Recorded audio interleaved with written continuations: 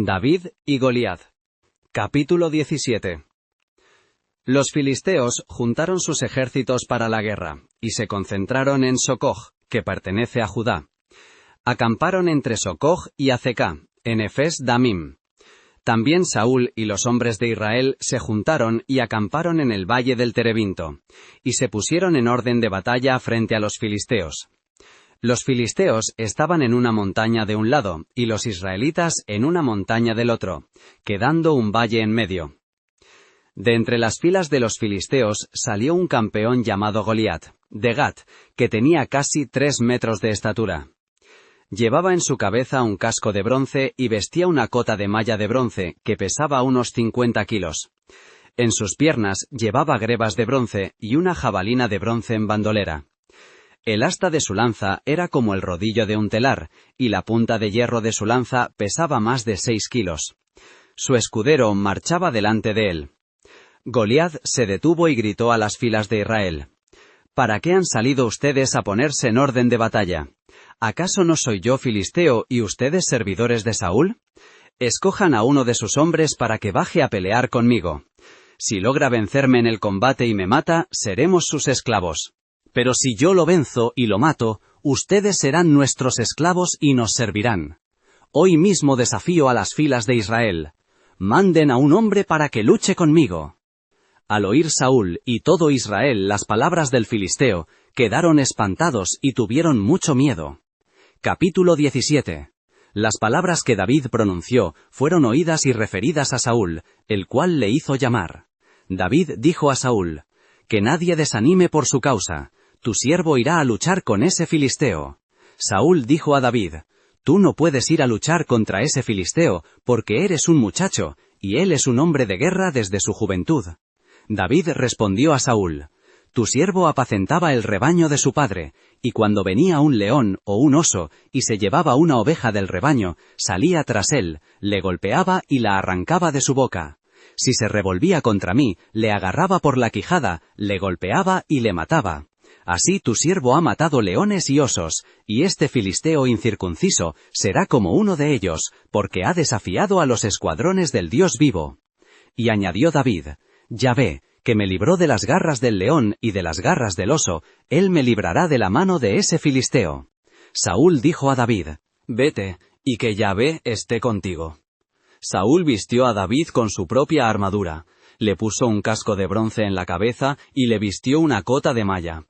David se ciñó la espada de Saúl sobre su armadura e intentó andar, pues no lo había probado nunca. David dijo a Saúl: No puedo andar con esto, pues no lo he probado. Y David se lo quitó. Tomó su cayado en la mano, escogió en el torrente 5 piedras lisas, las puso en su zurrón de pastor en la bolsa, y con la honda en la mano se acercó al filisteo. El filisteo avanzaba y se acercaba a David, su escudero iba delante de él. Miró el filisteo a David, le vio, le despreció, pues era un muchacho, rubio y de bella presencia. El filisteo dijo a David: ¿Soy yo un perro para que vengas a mí con un palo? Y el filisteo maldijo a David por sus dioses. Y el filisteo dijo a David: Ven a mí, y daré tu carne a las aves del cielo y a las bestias del campo. David respondió al filisteo: Tú vienes contra mí con espada, lanza y jabalina, pero yo voy contra ti en nombre de Yahvé Sebaot, Dios de los escuadrones de Israel, a quien has desafiado. Hoy mismo Yahvé te entregará en mi mano. Te heriré, te cortaré la cabeza, y daré hoy mismo tu cadáver, y los cadáveres del campamento filisteo, a las aves del cielo y a las bestias de la tierra.